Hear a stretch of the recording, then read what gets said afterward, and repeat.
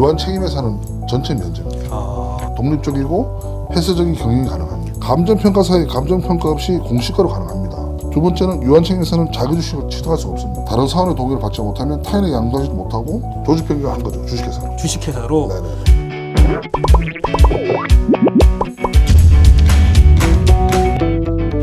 안녕하세요. 중소중견기업 보스들의 골치 아픈 고민을 타파해줄 보고파TV를 책임지고 있는 윤책임입니다.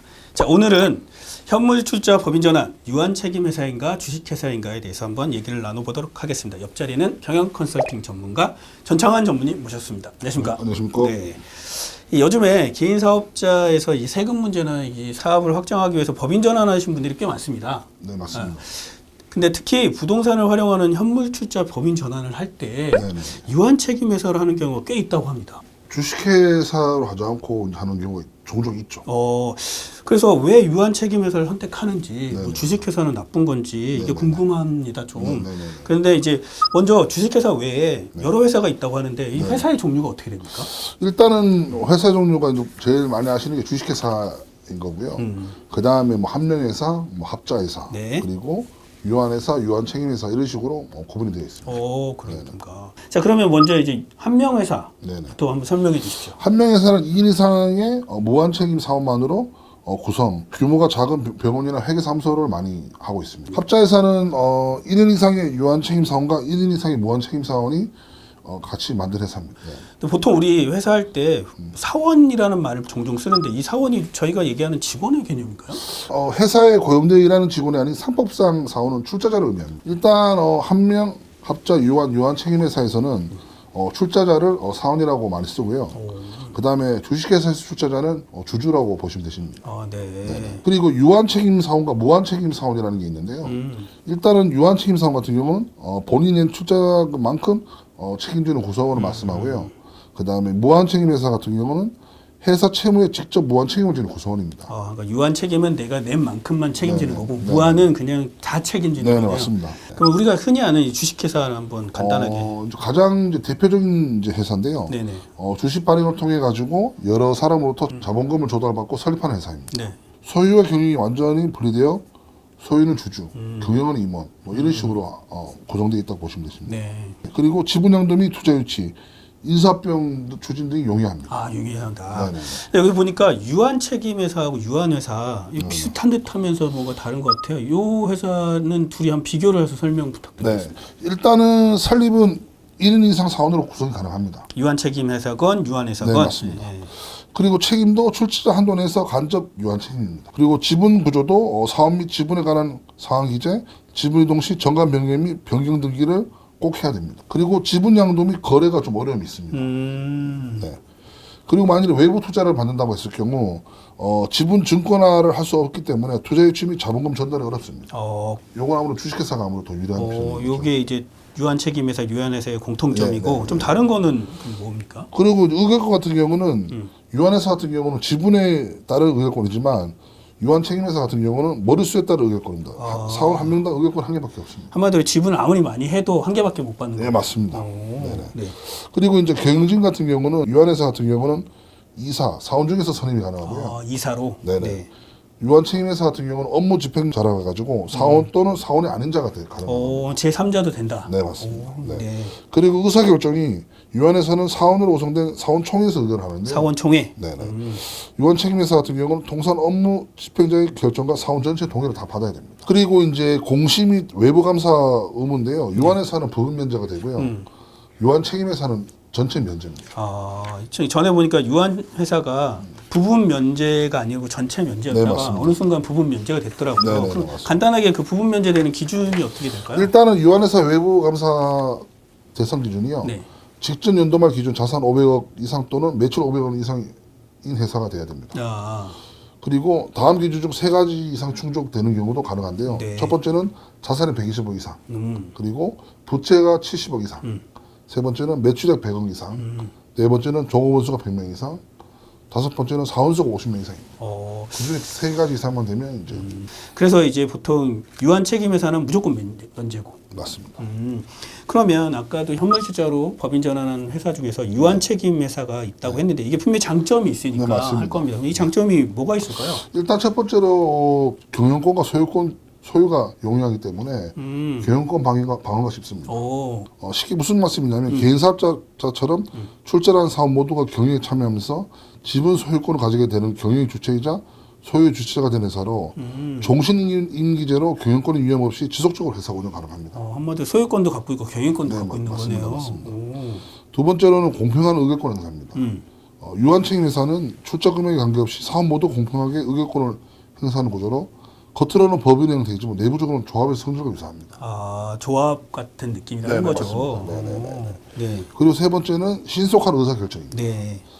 주주총회 이사 감사제도 없고 사후총회가 필수 기간이 아니라 의사결정은 업무 집행자의 결정 또는 사원 전체의 동의에 따라 이루어져 간소한 절차로 신속하게 의사결정을 가능합니다. 그냥 본인들끼리 결정하고 동의하면 되는 거네요. 네, 맞습니다.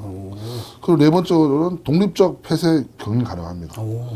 유한책임회사는 공시와 외부 감사의 의무가 없기 때문에 독립적이고 폐쇄적인 경영이 가능합니다. 결국은 좀 남한테 노출하기 싫어하는 회사들은 이렇게 유한책임 회사를 하면 좋네요. 그래서 우리나라를 보면 어떤 회사들이 많이 이런 걸 하냐면요. 네.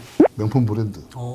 외국에서 현지 우리나라의 코리아 법인을 했을 때 보통 유한책임 회사를 해서 외부 공시나 이런 걸 좀 안 한다는 거잖아요. 왜냐하면 이제 그 회사의 재무 구조를 볼 수 있는 일반인이 원가가 얼마면 재고를 얼마나 갖고 있으면 매출 얼마나 이런 걸 보게 되면 네. 아무래도 이익률에 대해서 이제 좀 보게 되면 아무래도 여기 폭리를 취한다는 거를 알게 되면 아무래도 좀 브랜드 이미지 메이킹도 여러 가지로 문제될 수 있으니까 그걸 미리 사전에 방어하고자 하기 때문에 그래서 이런 브랜드들은 이제 결국 현지 그 나라에만 성장을 하지 해외 성장을 하지 않는 경우가 많습니다. 그렇구나. 네네. 자, 그러면 이제 이게 유한책임 회사의 이제 장점입니다.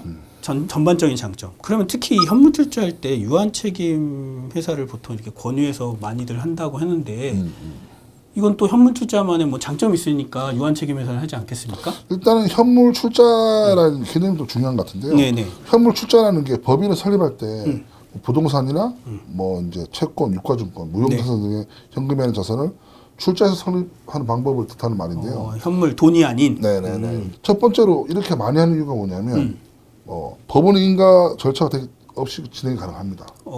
유한책임 회사는 현물 출자할 때 법인의 인가 절차가 필요 없다는 거예요. 네. 그래서 비용 및 시간이 절약되는데 이게 무슨 얘기냐면 주식회사로 한다고 하면 법원의 인허가를 받아야 되거든요. 맞아요. 그럼 그게 보통 빨라야 4개월, 늦으면 8개월, 10개월씩 간단 말이죠. 그때까지는 아무것도 못 합니다. 맞아요. 그리고 만일에 뭐 8월 달에 막 세법이 바뀌어요. 근데 세법에 영향을 줄 수 있는 것들이 있다. 그러면 그거를 그 회계연도 돼야 되는데 6월 달에 만일에 이걸 신청했어요. 근데 만약에 12월까지만 안 나왔어. 그러면 그 셋째 못 받을 수 있지 않습니까? 맞아요. 그러다 보면 결국엔 다른 방법을 찾게 되다 보니까 이제 주식회사를 하지 않고 이제 유한책임회사로 이제 현물 출자하는 경우가 생기는 거죠. 네네네. 그리고 두 번째로는 감정평가사의 감정평가 없이 공시가로 가능합니다. 공시가로? 네네. 그러니까 그렇기 때문에 감정평가 비용 절감되고 공시가 현물 출자 시 상대적으로 세금 부담도 줄여주는 효과가 있는 거죠. 그러니까 시간도 단축하고 감정평가를 받을 필요가 없으니까 비용도 줄고 감정평가 비용 들지 않고 그리고 공시지가로 하니까 훨씬 세금 적게 나오고. 네, 그렇죠. 취득가도 낮아지고. 그러면 딱 듣기만 해도 현물 출자로 하면 대부분 유한책임 회사로 하면 너무 좋을 것 같은데 그러면 이게 유한책임 회사로 법인 전환했을 때 문제점이 뭐가 있을까요? 모든 게 만일에 이제 그러니까 현물 출자로 법인 전환만 하고 모든 게 이제 다 스탑이 되고 끝났다라고 하면 거기까지만 하면 현물 출자가 무조건 좋다라고 할 수 있는데 유한책임 회사가 유한책임에서 좋다고 하시는데 사실 그렇지 않거든요. 그래서 용서성이 있게 가게 되는 거고 계속 그 공시가 계속 증가할 수밖에 없는 구조고요. 맞아요. 그리고 또 이제 결국에 이제 이 부동산은 부모님이나 할아버지가 갖고 있는 경우가 많다는 건 결국에는 상속세, 증여세에 대한 고민이 있으신 거거든요. 맞아요. 이제 생각을 해보면 어떤 단점이 있냐면 첫 번째는 주권이 발행되지 않으므로 주식평가 시 주당가치 평가가 아니라 전체 출자액을 기준으로 평가가 이루어집니다. 주식하고 좀 다른 개념이죠. 그렇죠. 네네네. 두 번째는 유한책임에서는 자기 주식을 취득할 수가 없습니다. 아예 취득할 수가 없어요. 네, 그러니까 주식회사 같은 경우 내 지분율만큼 법인에다 이 주식 팔고 양도세만 내고 내가 대금을 가져갈 수 있는데 그렇죠. 이제 유한책임회사는 그게 되진 않습니다. 결국은 법인의 이익을 개인화할 수 있는 방법 중에 하나가 자기 주식 취득인데 그걸 활용하지 못하는 큰 메리트를 할 수 없죠. 그래서 상법 287조 9에 보면 유한책임회사에 의한 지분 양수의 금지라는 조항이 있습니다. 2011년 4월 14일 신설이 됐는데요. 네. 유한 책임회사가 지분을 취득한 경우에 그 지분은 취득한 때 소멸한다. 그래서 네. 유한 책임회사는 물적 회사 성격도 갖췄지만 인적 회사 성격을 더 많이 지녀서 자기 자본이라는 개념이 성립되지 않기 때문에 그 지분을 취득한 즉시 소멸을 해야 됩니다. 오, 그렇구나. 네네네. 네. 세 번째는 유한 책임회사의 사원은 지분을 양수 시 다른 사원의 동의를 받지 못하면 타인의 양도하지도 못하고 정관도 같이 변경해야 합니다. 오. 정관 변경 시 사원 모두의 동의가 있어야 되기 때문에 결국은 모두 동의를 받아야 되네요. 그렇죠. 그러니까 뭐냐면 주식은 내가 뭐 지배력 있는 주주 이상의 지분만큼 있으면 뭐라도 할 수 있는데 그렇죠. 이 유한 책임회사는 그걸 배제하고 다 동의가 안 되는 이루어지면 할 수가 없고 뭐 정관 변경도 못 하고 그러니까 이게 가족 주주를 하더라도 또 마음에 안 들 수 있는 거죠. 그렇죠. 그것도 또 다른 메리트를 줘야 되고 뭐 그런 부분이 있기 때문에 네. 자기 주식 활용이나 지분 이동이 되게 어려움이 많이 발생하는 오, 겁니다. 네. 그러면 현물투자 시 법인의 선택이 참 중요할 것 같습니다. 말 그대로 이거를 내가 유한 책임 회사로 하는 게 맞는지, 네. 주식회사로 하는 게 맞는지. 네. 최근 사례 어떻게 쓰냐면 고객이 법인 전환을 현물 투자를 하는 데 있어서 유한 책임 회사를 했습니다. 네.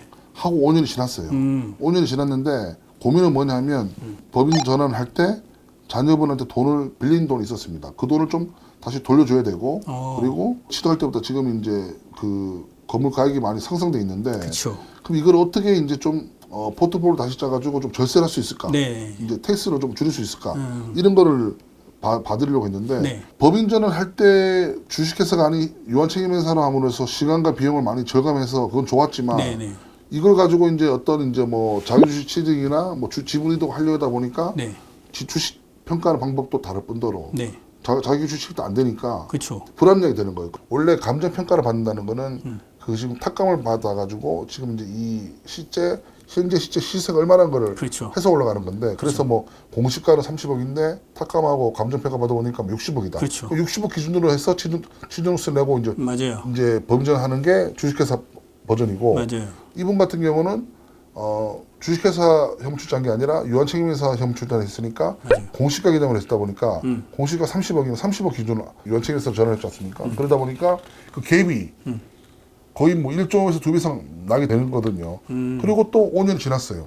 그러면 또 그 더 이상 갭이 더 많아지다 보면 시가가 그때보다 더 많이 올라갔거든요. 뭐 양도세 이월과세 뭐 한다고 하지만 여러 가지 그런 부분들도 또 이제 세금적인 게 늘어나는 부분이 있기 때문에 그래서 결국에는 조직 변경한 거죠. 주식회사로. 주식회사로. 네네. 그래서 여기서 말씀드리고 싶은 건 뭐냐면 간단히 현물출자 법인전만 생각하지 마시고 현물출자 법인전환 양도세 이월과세 등 이후에 어떻게 이거를 볼륨을 세금적인 볼륨을 줄여나갈 건가지 고민을 하시고 하셔야지 막연하게 그냥 법인 전환하는 데까지만 생각하고 이거 상을 바라보시면 혹을 찔려다 혹을 더 붙이는 격이 될 수 있기 때문에 조심하셔야 됩니다. 그러면 유한 책임 회사였던 회사가 네. 주식회사로 이제 바꿀 때 네, 조직 변경이 그러면 그 세금적이나 그런 게 또 막 부수적으로 많이 좀 발생하지 이제 않나요? 그런 것도 다 이제 분석을 통해서 했는 건데 네.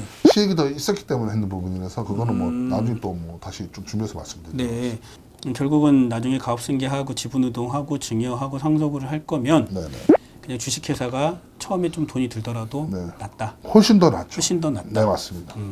이제 현물출자 법인 전환을 고려하시는 분들이 계시다면 앞으로는 회사를 어떻게 운영하고 또 어떤 목표로 가져갈 건지를 잘 판단해서 본인과 맞는 법인을 선택해야 될 것 같습니다. 맞습니다. 기장 세무사나 사무장님은 자기 입장에서 불리한 얘기를 하진 않습니다.